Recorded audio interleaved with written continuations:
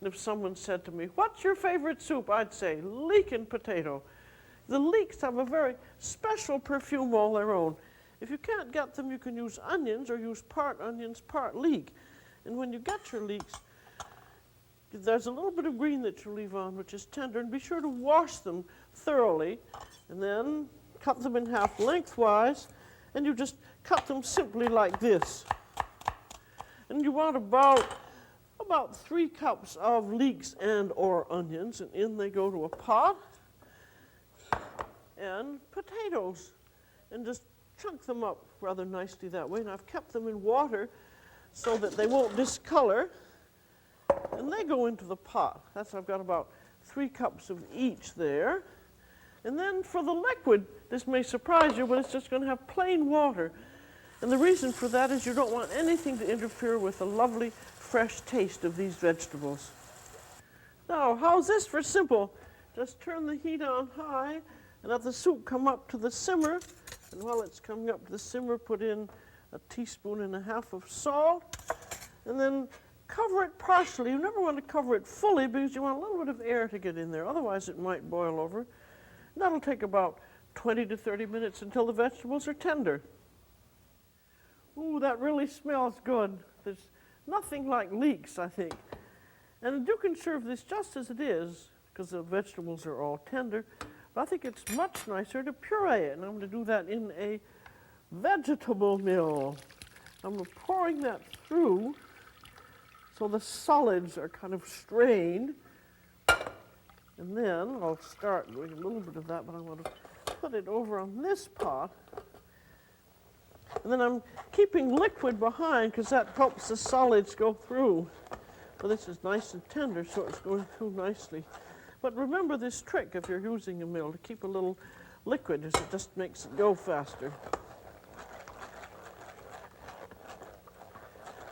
The good thing about a vegetable mill is that it holds back any strings if you have a tough vegetable like asparagus. So there, that's all through, and let's have a little taste of that. Oh, that's a lovely thick puree. That is good. Now you can serve it just as it is in a bowl with a dollop of sour cream, or you can put in the milk in it, or you can just cream it up. Stir that all up. And serve that either hot or cold. And if it's cold, it's a Vichyssoise. That's all a Vichyssoise is, just chilled leek and potato soup with cream. Here's another way to use this leek and potato base. There you have your vegetables just about tender. Take a handful of watercress, washed, stems and all. Just put it in the soup there and let that cook for 5 minutes.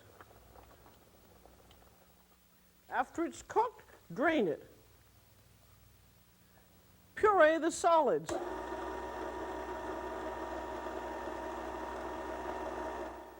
Pour the puree back into the liquid and serve it hot or cold with or without cream.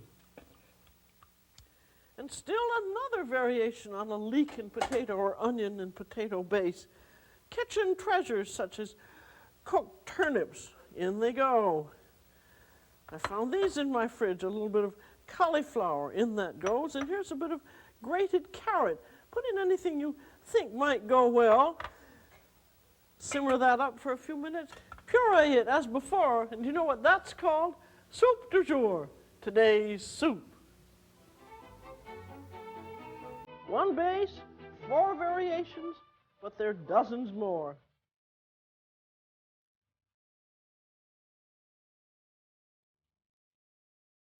Chicken stock is one of the fundamental cooking. You use it in sauces, soups, gravies, braised meats, braised vegetables. Of course, you can buy it in a can, but you never know what's in the can. So I think it's much better to make your own. And you can use necks. There's some trimmings from chicken breasts. I don't use skin. Sometimes that has a kind of fishy taste. There's a bit of gizzard and a heart. You don't use the liver because that gives a funny taste sometimes. And here I have a whole bunch of just trimmings, some raw and some cooked, and I've just put them in the freezer. That's a good thing to do. Keep it in the freezer till you're ready to make a batch. Then put in a little bit of salt, not too much. That's about a 2 teaspoons full. Be sure that you have enough water to cover it. And bring it to the simmer. Now look, that's just come to the simmer, and look what's happened. Look at that awful looking scum on the top. You just have to take that off. It'll take you a minute or so, and then push all the chicken down and do it again. And then cover it partially and simmer it for an hour. Now after it's simmered for an hour or two, strain it.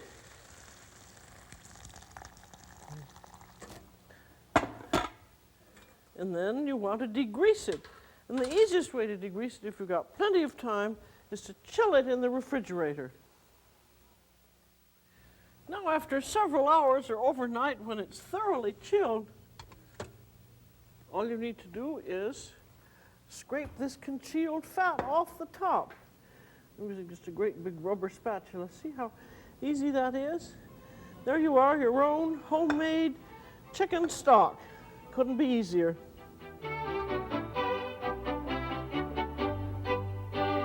Here's one of my favorite chicken soups because it's really low-cal, but it's absolutely delicious, and you can serve it to company.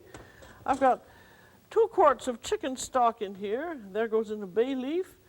And then I'd like to have a little bit of wine, but you don't have to have it, just about a half a cup of dry white vermouth there. And then here is my chicken. I've just got some boneless, skinless chicken breasts in there that raw. They're going to poach in the soup. And then I'm going to put a julienne of vegetables, just a little handful. That's celery. And I've got a little bit of white of leek and a little bit of onion and a little bit of carrot. And I'm going to let that cook for about 4 minutes. Now, 4 minutes are up. I just want to test that chicken. I don't want it to overcook. It could just have the slightest bit of springiness, showing that they're just done but not overdone. And take the chicken out and then let the vegetables cook, 8 or 9 minutes more until they're tender. In the few minutes it's taken to cook the vegetables, I've julienned the chicken breasts to match the shape of the vegetables. In they go to warm up in the soup. Then you want to taste that very, very carefully for seasoning.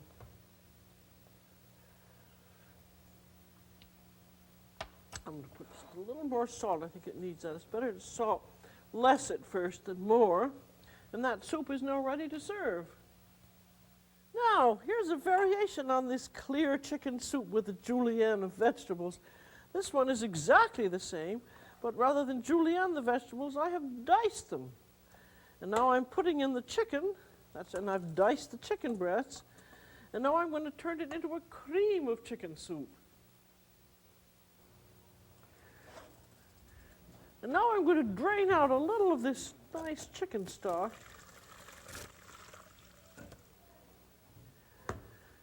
And I'm going to put it into my blender, in which I've got 3 cups of thoroughly cooked tender rice. And I'm going to puree it, and that's going to thicken the soup.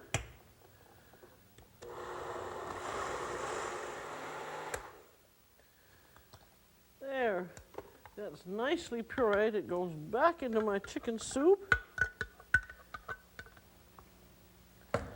And there you have cream of chicken soup. But there's not a smidgen of cream in it. You can serve it just as it is, but I think I'm going to add a little garniture to it. Shortly before serving now, heat it up with 1 cup of cooked green peas and 1 cucumber cut into julienne. And by the time that's heated up, the cucumbers will be done. And taste that very, very carefully for seasoning, and it's ready to serve. Here's another good soup made with chicken stock. This is going to be a cream of mushroom soup. It starts out with half a cup of minced onions cooked slowly in 4 tablespoons of butter until they're nice and tender. And then in goes 3 tablespoons of flour. So that's a 1 heaping tablespoon. That means that's 1 tablespoon, and there's a level tablespoon. And that must cook slowly together until it froths and foams without coloring. That takes about 2-3 minutes. Then after it's cooked for 2 minutes, take it off the heat, and when the bubbling is stopped, pour in about half a cup of hot chicken stock. And stir that all around. This is the thickening for your soup. In that last chicken soup we made, we had rice thickening, and this is the classical roux, or flour and butter thickening. Then when that's nicely blended, set it over heat and let it simmer for 2 minutes. See, that's really a thick sauce. That's really a velouté sauce. And now I'm going to add 1 whole quart of milk. And a little bit of tarragon, which goes very dried tarragon, which goes very nicely with mushrooms. And then let that simmer very slowly and prepare the mushrooms. Now here in my crusty machine, I've minced up a quart of raw mushrooms, and they're going to go into my soup base. Now here's a good thing to know about this, is that if I was going to make cream of carrot soup, I'd proceed in exactly the same way, except the carrots have been cooked. Or spinach soup, the spinach has been blanched just in boiling water. Or broccoli soup, the broccoli has just been very lightly cooked. Or asparagus soup. In fact, many kind of vegetable soups made just this way, cooked first. In the case of asparagus or broccoli, you'd save a little bit of the tip or of the flowers as a decoration afterwards. So whichever of these vegetables you use, they've just been blanched. That means very lightly, barely cooked. Then they're chopped up in the machine, and they go into the soup base just as these mushrooms are going to go into. But the mushrooms are raw. And in they go. Then they're to be simmered for 15 to 20 minutes. Well, now that's had it's about 20 minutes now, and it ought to be perfectly lovely. What's nice about the long simmer is it infuses the mushroom taste all through it. That is lovely. It hasn't had much seasoning. I'm going to put in a little more salt and a little white pepper. And then very often with a soup like this, a little lemon will perk it up. And you can serve it just as it is now, or if you want even more perkiness and deliciousness, put in a little cream. I'm going to put in just about a quarter of a cup there. How much to put in depends on you. That's now ready to serve. Look at these 4 beautiful soups. That's what you can do with a really good chicken stock. For the very same reasons it's a good idea to make your own chicken stock, it's a great idea to make your own beef stock. You know exactly what's in it, and it's perfectly delicious. Go to the supermarket and get yourself some meaty bones. There's a shank, here's some oxtail, a few other miscellaneous bones, and a big chopped onion, and a carrot. And I'm going to make a brown stock, so I've got to brown these in the oven.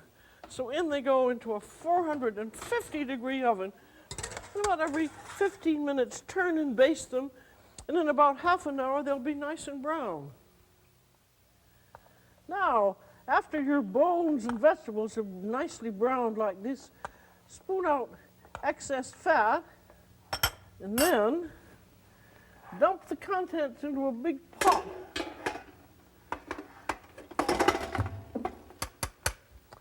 You see, there's still some nice brown stuff stuck to the bottom of the pan, so pour in some boiling water and scrape that up. This is very important because this is what is known as kitchen treasure. There's lots of little flavor in those coagulated juices. Now there, that's all loose and that's got marvelous flavor in it, and besides, it helps you clean the pan. Then in that goes into your kettle, and now over to the sink to get some water. I want enough to cover it by about 2 inches. And I'm also going to put in these aromatic vegetables. I've got a chopped tomato there, just whole, not even seeded. And there's 2 small carrots quartered, a bit of celery, and onion all chopped. This is an herb bouquet. It's got a bay leaf and some thyme and parsley in it. That's tied up so the herbs won't be floating around in the soup. There, now that's ready to go back on the stove. Now set that over high heat bring it up to the simmer, and then skim it. It's going to be just like the chicken stock with a lot of scum on the top. Then maintain it over the simmer for 4 or 5 hours to get all the good out of those bones. Cover it partially. Now that's about cooked enough, I would say. Now strain it. Look at that beautiful color there.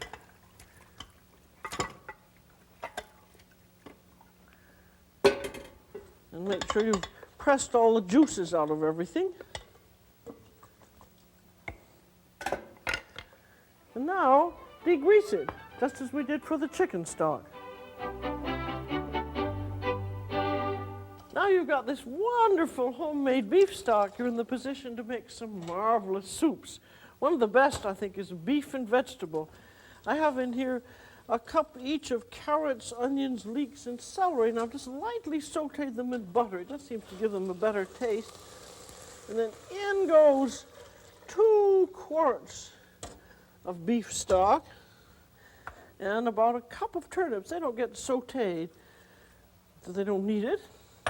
And then I'm going to put in some of this orzo stuff, which is, rice-shaped pasta. I'll put in about exactly 1/2 cup of that, and then let that simmer for 10 minutes until the pasta orzo is tender. There, that orzo is perfectly tender. Now I'm going to have a little taste of that. That's delicious. That's really beautifully seasoned, ready to serve, except I'm going to put in a little garnish. There's some of the meat that come out of that stock, those bones that we cooked up. And then here for color are some green leaves of cabbage, which I just blanched very lightly. And again for color, there's a little bit of peeled, chopped, diced tomato, just a little handful there. Just let that warm up, and there you are, ready to serve. Another marvelous soup you can make with your own homemade beef stock is French onion soup. And here I've got about 7 cups of sliced onions, and I'm cooking them very slowly until they're tender in 1 tablespoon of oil and 3 tablespoons of butter. Now those are tender, and I want them to brown. And to help them brown, I'm going to put in about a 1/2 teaspoon of sugar, then for flavor, a little salt. And then you've got to stand over them and stir fairly regularly for about 1/2 hour until they brown. How about that for a change when you think of how many onions we started with? Those are nicely brown now. And now I want a little flour in there because we want to have a slight thickening to the soup. So I have about 2 tablespoons of flour, and you want to stir that around for about 2 minutes. There, after that flour is cooked 2 or 3 minutes, here's some of your beautiful homemade beef stock. Ladle in about 2 cups of that off heat. Stir that around to make sure that it'll blend with the flour.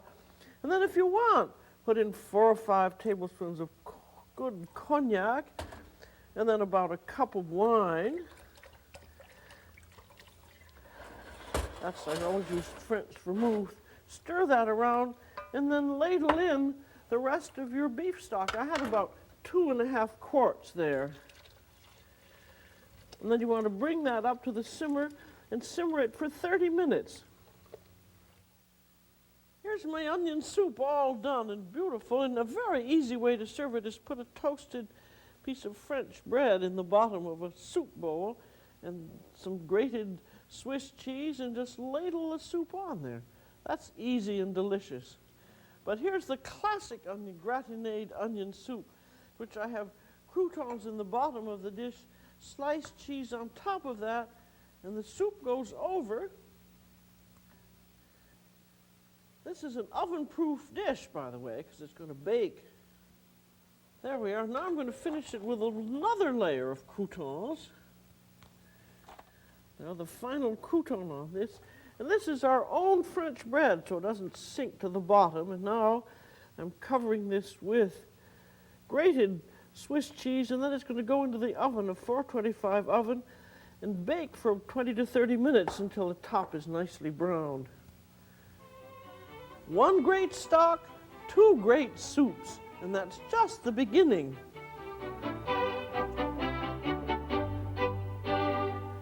can buy beef stock in a can and chicken stock in a can, but if your recipe calls for fish stock, you can't buy it. You're going to make it yourself. The only hard thing about it is to find the fish frame that you need for it. That's a fish, all the fillets have been taken off, and this is the skeleton. And what you want is lean fish like sole or like cod. You don't want fatty fish like salmon or tuna because that'll give you an oily stock. You probably have to order the frame, and you want to be sure that these are the gills. You have to cut them out. They act like a sieve, and who knows what's left in it. Could be bitter. Out that goes. All the rest is used, including the head. So what you do is chop that up, pung, and in that goes into your pot. That's the head. Then chop up the rest, and all you need to do is to cover that with water and bring it to the boil. Now, this has been cooking for 30 minutes and it's done. And just like with the chicken stock, as it came up to the simmer, it produced a lot of gray, awful scum. You keep on skimming it every now and then because it produces a little bit more. And the water was lightly salted, but don't cook it any longer than 30 minutes. And it's now ready to be strained. There's your fish stock all strained out. It's really wonderfully valuable stuff to have, and if you don't use it all, you can freeze it and have it on hand for something wonderful like a Mediterranean fish soup, which I'm going to make now. I have in here a cup each of sliced onions and sliced leeks, or you could use 2 cups of sliced onions, and they're cooking in 1/3 to 1/2 cup of good fruity olive oil. This is a very Mediterranean dish. Now I've got 2 or 3 large cloves of garlic chopped up, and then I have about 3 cups of chopped, seeded, peeled tomatoes. And because I want a good tomato paste, a good tomato flavor, I'm going to put in some tomato paste. That is up to the flavor of the tomatoes. Now I'm going to put in very typical Mediterranean flavorings. That's dried orange peel, which you can just make yourself. And here's a bit of thyme, fragrant dried thyme. I'm going to put in about 1/2 teaspoonful. Now this is something, fennel seeds. That's a very Mediterranean flavor, slightly licorice flavor. That's about 1/2 teaspoon in there. Now I'm just going to let that cook down slowly for about 5 minutes. Now that's been 5 or 6 minutes, and you see the juices have come out of the tomatoes. The reason for all this pre-cooking is it just gives things more flavor. And now I'm going to put in some saffron. This is little saffron flowers. It's very, very expensive. They come from crocuses, and I don't know why it's so expensive, but I'm just going to put it in anyway. You can leave it out if you don't want to spend that much money. It's just a little pinch in there. Don't put in too much or it'll taste like medicine. And now, here goes our fish stock. That's about 2 quarts. And then you just let that simmer for 20 to 30 minutes. Now, while that soup base is simmering, I'm going to make the traditional garnish called a rouille, or a red garlic sauce. And you really got to love garlic to like this. But it is marvelous. And you start out, if you like, with 1 clove of garlic per person. I'm just using 5 rather than 8. And then this garlic has to be completely mashed into a puree, so put in a little bit of salt there and use anything that you have handy to pound it with. You notice I have my bowl on a pot holder so I won't crack the bowl. But this is very, very important that you have a complete puree here. And now, some basil.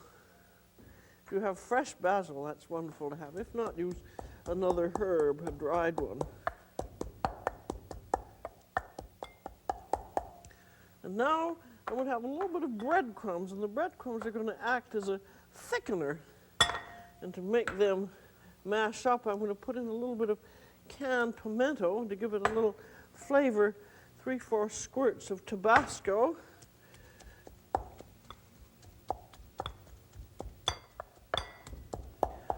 Now I'm going to put in 2 egg yolks.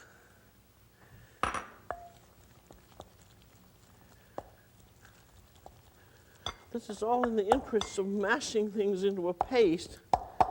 And now I'm going to start, little by little, adding some very good fruity olive oil. The rest of it is just like making a mayonnaise. After a little bit it's gone in and I've pounded more, I'm going to switch to my electric mixer, which I think I can now do. Now, here's the electric mixer.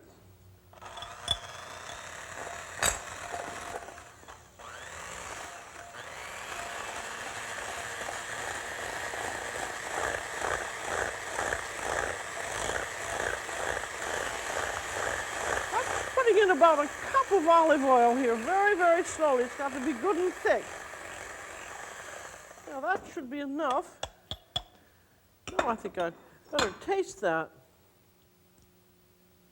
Nothing wrong with that. That's all ready to go into my soup. Now look at this. My soup base was simmering for 30 minutes. I've very carefully seasoned it so it's perfect. Now I brought it to the rolling boil because I'm going to add my fish. And with this, you can add all of one kind of fish or a mixture of fish, which will be very nice, or some flimsy fish that will break up and thicken the soup, and some firmer fish. What I happen to have is 2 firm fishes. I have here's some monkfish cut into chunks and some cod, and all they go in together.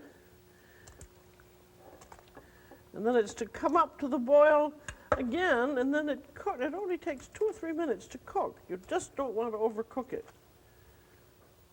You see, that's awfully quick. This is just coming up to the simmer and the fish is already done. You can tell by poking it. It just has a little bit of consistency. It's turned opaque. That is done and ready to serve. It's just going to be delicious.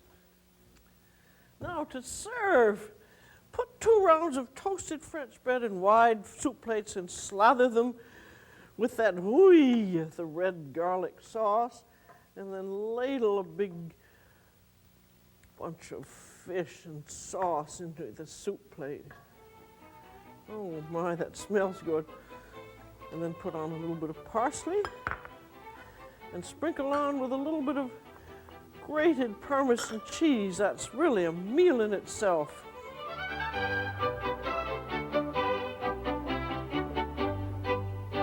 If you're lucky enough to have a little of this red garlic sauce, this Rouille left over from your fish soup, it goes marvelously with pasta. Here's how. Here's some fresh noodles, and I'm putting a little bit of olive oil on there, and some salt and pepper.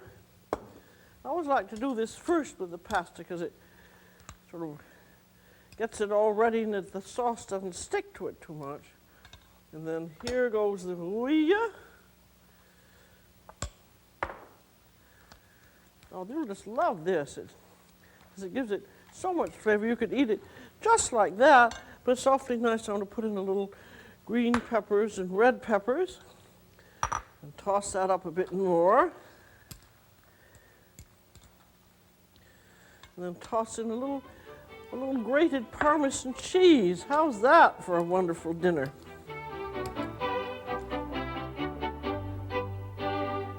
You know, in my grandmother's time in the wilds of northern Illinois during the wintertime, there wasn't any salad at all. You just had cabbage. But look at everything we have now.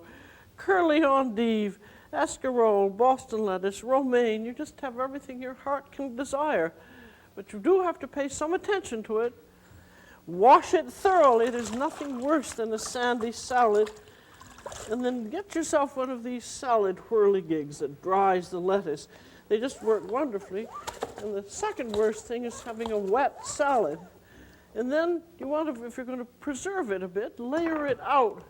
If in your refrigerator you have your crisper drawer, just layer it on paper towels. I've got another layer there. And that keeps it dry but crisp and slightly humid. If you don't have room for that, layer it in a plastic bag with paper towels. When you've taken all that trouble over your greens and gotten beautiful ones, you want a perfectly beautiful salad dressing to go with them. Something that will really complement those delicate tastes. Here's the way I like to make mine. I put in a little bit of, about a half teaspoon of chopped shallots or scallions, and then just a little bit of that Dijon type mustard, and then a bit of salt, and some fresh lemon. I think it's terribly important in these dressings that every element be absolutely of the highest quality. Beat that up, and then I'm going to put in a little, I like French wine vinegar. I think you can use the wrong kind of vinegar. You can ruin things. They're just sort of droplets in there. And then very, very good oil, whatever you use.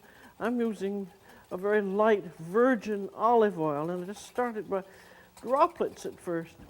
The quality of oil is of utmost importance. Sometimes you go out in public and you order a beautiful salad and they've used machine oil or frying oil or something that's just inedible.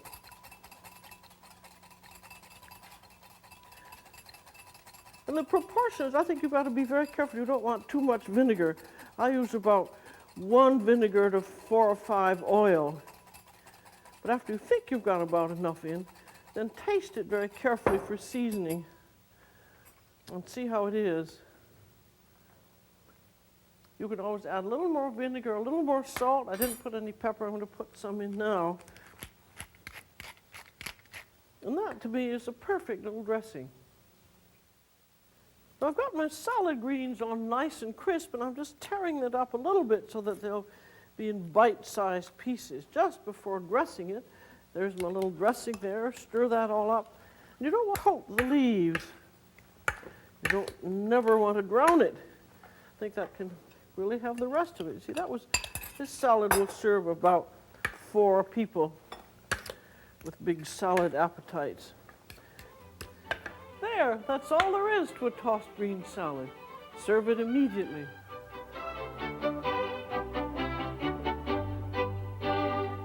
How about another classic salad, the Niçoise? I have this nice platter lined with well-washed lettuce leaves. Now I have some boiled potatoes, and I'm putting a little bit of my vinaigrette on this. This is a salad in which you have a number of elements, and each one is seasoned separately. Make sure those are beautifully seasoned, and in they go into the bottom of our bowl. And then I have freshly, beautifully done green beans, again a few shallots, and a little bit of seasoning. Be very careful with this vinaigrette that you don't dress that ahead of time, because the beans lose their color. I'm going to put those at strategic intervals.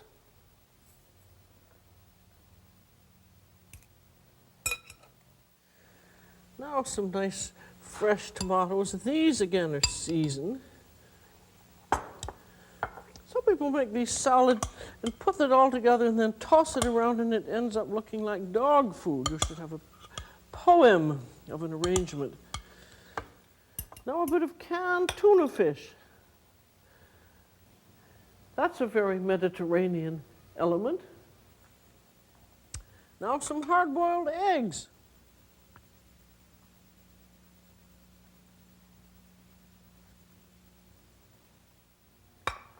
Now an anchovy on each egg.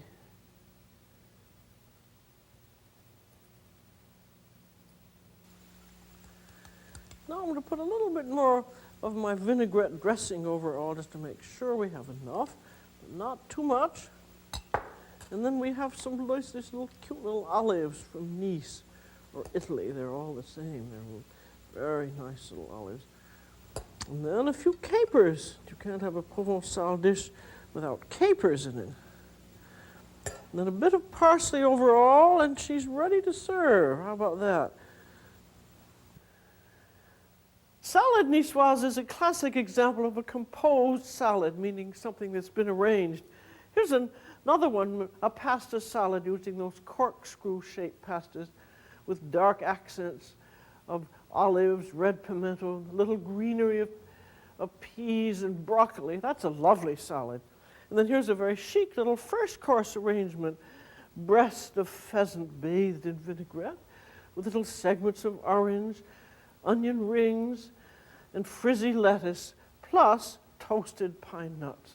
Actually, the art of the composed salad is infinite.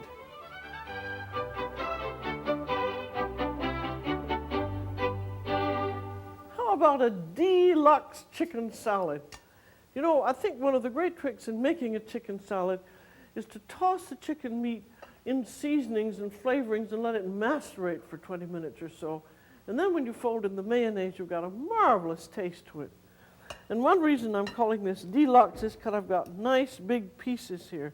None of that little dice. I poached this purposely just for the salad, and I've cut it up nicely. And now here's the flavoring. I want to have salt and pepper, and then some lemon juice. I've squeezed out some here, and I can add a little more if we don't have enough. I've got about 6 cups of chicken in there, and that was about 2 tablespoons of lemon juice. And there's some parsley. And then I happen to have a little fresh tarragon here. I'm just going to snip that in. A lovely fresh herb makes an awfully nice flavoring. Tarragon's fairly strong, so I won't put in too much. Then a little bit of very fine oil. I always use a very good olive oil, which is really virgin or extra virgin. And then about half a cup of chopped onion. That happens to be red onion. And about a cup of diced celery. And just for fun, some walnuts. That's about a cup of walnuts. And then toss that all up and come back and taste it and add any more flavoring you think is necessary and let it sit for at least 20 minutes.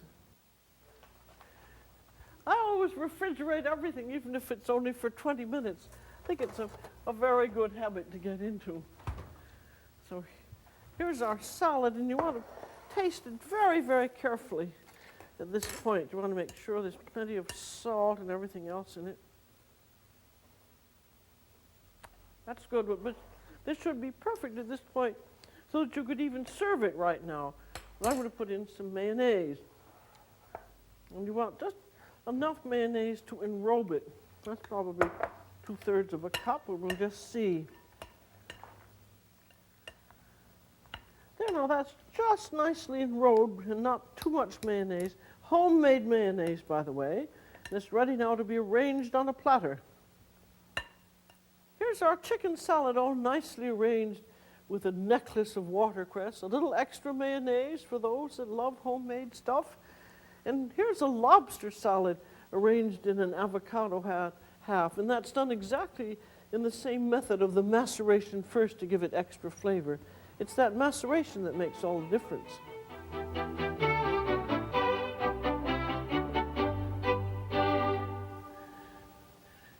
Here I have boiling away the makings for the great American potato salad. When you make a potato salad, make sure that you use boiling potatoes that will hold their shape.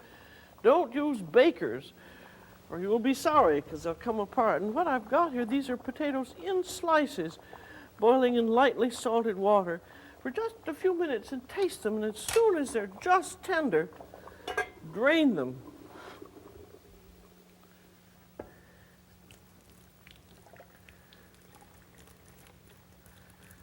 And just drain that out completely. And then the next step, which is very important, is let them sit covered for 3 or 4 minutes, and that will firm them up.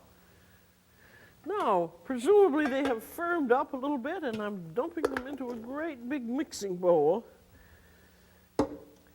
And they need a preliminary flavoring. This is just like our chicken salad. That's salt, pepper, and about half a cup of minced onions. Now this may seem very strange to you, but I'm adding on a little more liquid. And the reason for that is you want the potatoes to, the pores of the potatoes to absorb liquid so they're not going to drink up all the oil in the mayonnaise. So let them sit that way for about 15 minutes, tossing them up 2 or 3 times, and then you're ready to continue. Now those potatoes have absorbed all that liquid. And it was good having them hot first because they get much more flavor. And now we have the final flavoring, which is just what I like. I've got a big chopped dill pickle, 3 or 4 chopped hard-boiled eggs, a bit of 3 or 4 ribs of celery, and here's some crisp bacon that's been chopped up, and 3 or 4 tablespoons of parsley. And then you want to toss that up really very gently, and then taste it very, very carefully for seasoning, having enough salt and pepper and so forth in it. And then when it's cool enough, and this is now, I want to put in just enough homemade mayonnaise to enrobe the potatoes.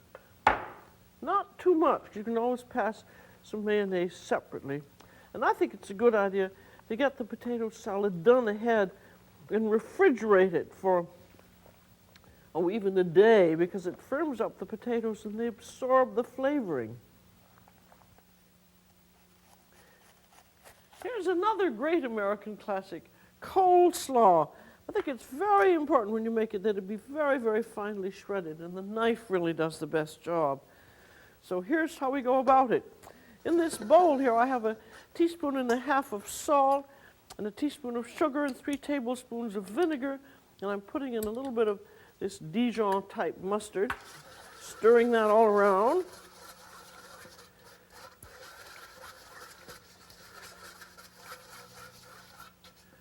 And now in goes the cabbage. I've got 4 cups of finely shredded cabbage, and just for fun, about a cup of shredded red cabbage, and 2 or 3 tablespoons of parsley, and some grated carrot, that's about half a cup, and about half a cup of diced green pepper, and some scallions, 2 or 3 minced scallions. There's a cucumber peeled, seeded, juiced, and diced. And there's about 2/3 of a cup of celery. And then there's a whole little sour apple. And then a nice touch is about half a teaspoon of caraway seeds. And then you toss that all up. And this, like the other things, should macerate for quite a while because that tenderizes the cabbage and gets the flavors all through. So you want to come back and toss that, several times for at least 20 minutes. And correct seasoning, it may need a little salt, a little pepper. I like to serve this just as is because it's a wonderful no-cal salad, and then pass mayonnaise separately. There you are, 2 utterly and completely American treasures at their best. Potato salad and coleslaw.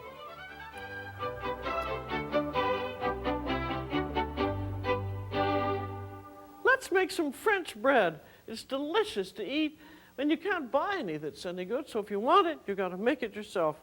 You start out with some yeast. There's 1 package of dry active yeast, and it goes into a cup. You want a 1/3 cup of tepid water, and what you want to do is to prove that it's active, because that's what's going to make the bread rise. And to help it prove, I'm going to put a little pinch of sugar. Stir it around, and in 5 minutes, you'll see what I mean by proved yeast. Look at that now. That's puffed up and foamed. Some people call that proofing, but I call it proving because the yeast has proved to me that it's alive and well and ready to go to work. And so now we can start in on the bread. What you want now is to get bread flour, and look for that in a supermarket or a health food store. And I have in my machine, which I like for preliminary mixing, 3½ cups of this flour and 1 tablespoon of rye flour for texture. And I'm going to add 2 1/4 teaspoons of salt. And now we're about to go. So I'm going to turn the processor on. In goes the yeast. Then in goes 1 cup of water, washing out the yeast cup.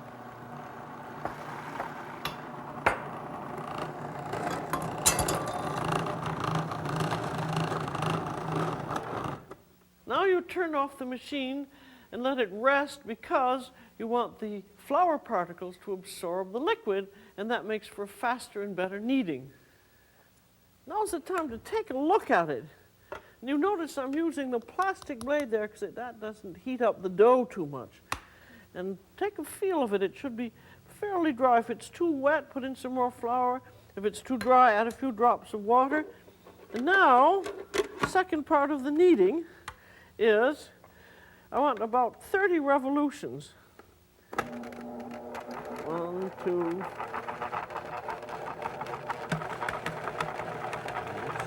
7, 8, 9, 10, 11, 12, 13, 14, 15, 16, 17, 18, 19, 20, 21, 22, 23, 24. I can put on a little bit of flour in there. If it doesn't grow, put in a little flour.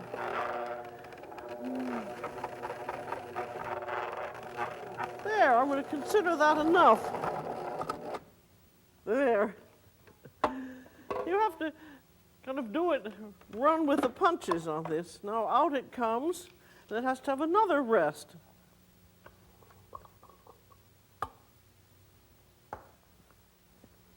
Now that's rested for 2 minutes, so I'm doing the final kneading by hand. You go wham and be very rough with it. It needs about 40 or 50 kneadings. It just depends on how it feels. But I like the final hand kneading because it gives you a feel for the dough, and you know that it's perfectly smooth and well done. And you're rough with it. Let's look at that now. See, I can turn it in my hands and it doesn't break, and it looks very smooth and nice.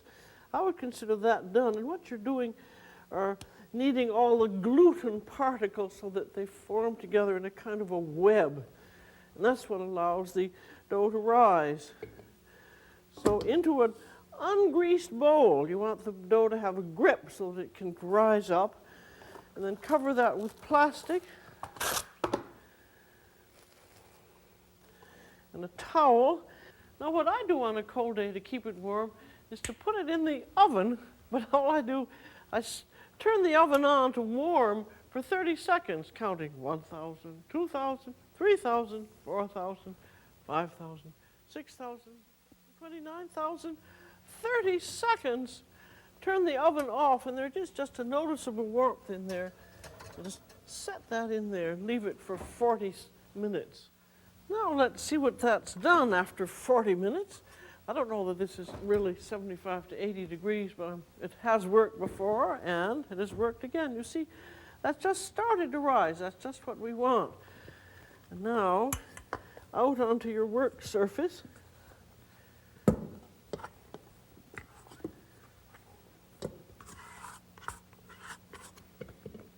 And just always have it very lightly floured.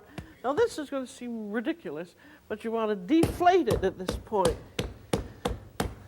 So spread it out, and really rough and tough with it. And fold it in 3, and turn it over, and do the same thing again. The reason for this, it redistributes the yeast. This is going to give you a strong second rise. Back it goes into the bowl, and gets covered with plastic and a towel. And then you want to put that back in your draft-free place for about 1.5 hours to 2 hours until it is almost tripled in volume. So I'm going to set the timer for 90 minutes. Now that's been a little over 1.5 hours, and look and see that has risen up, and that is almost tripled in volume. And so out it comes.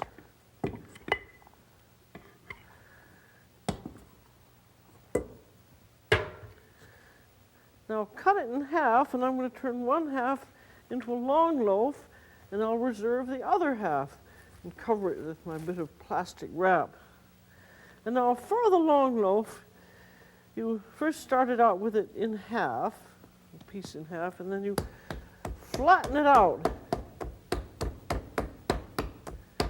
And notice that you're really quite rough with this, and this all seems to help with the yeast. Now fold it in half and then bang it hard, trying to make this as even as possible.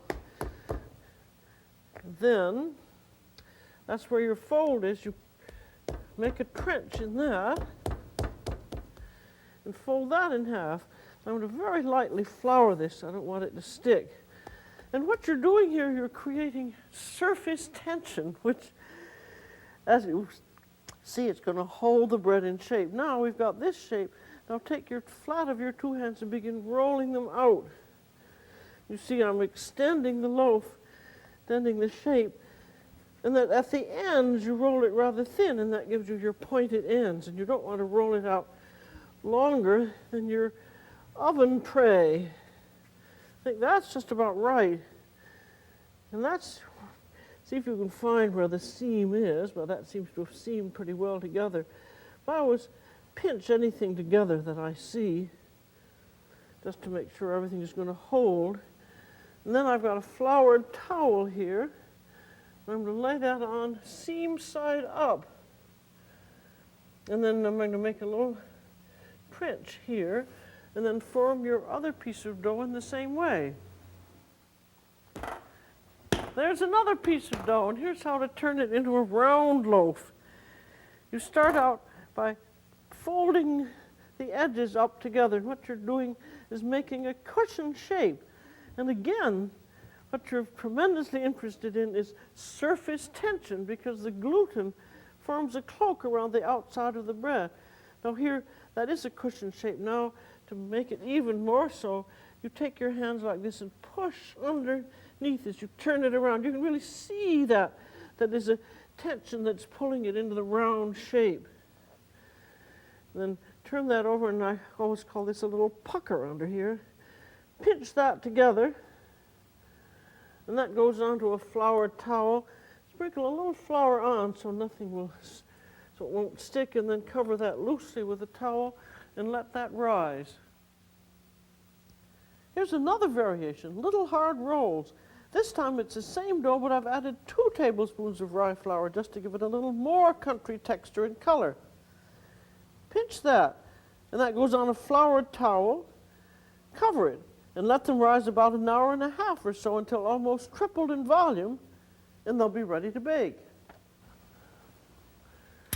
You know, the oven is critical in baking French bread like this. I'm preheating it to 450 degrees, and because the bread is not baking in a pan, I have lined this rack on the lower third of the oven with quarry tiles. These things you can buy at a building supply, or use a pizza stone, because the bread is going to slide onto these tiles, and that's how it's going to bake. So do that 20 to 30 minutes before you plan to bake the bread.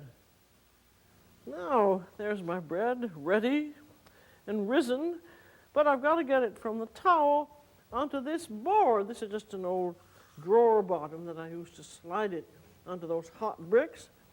And this is another board that I'm going to unmold it with, and this is sprinkled lightly with cornmeal so nothing will stick. So there she goes.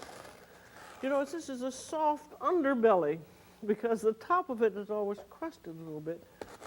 And you want the soft underbelly so that you can slash it. Now you have a razor, and almost parallel you slash with sure strokes.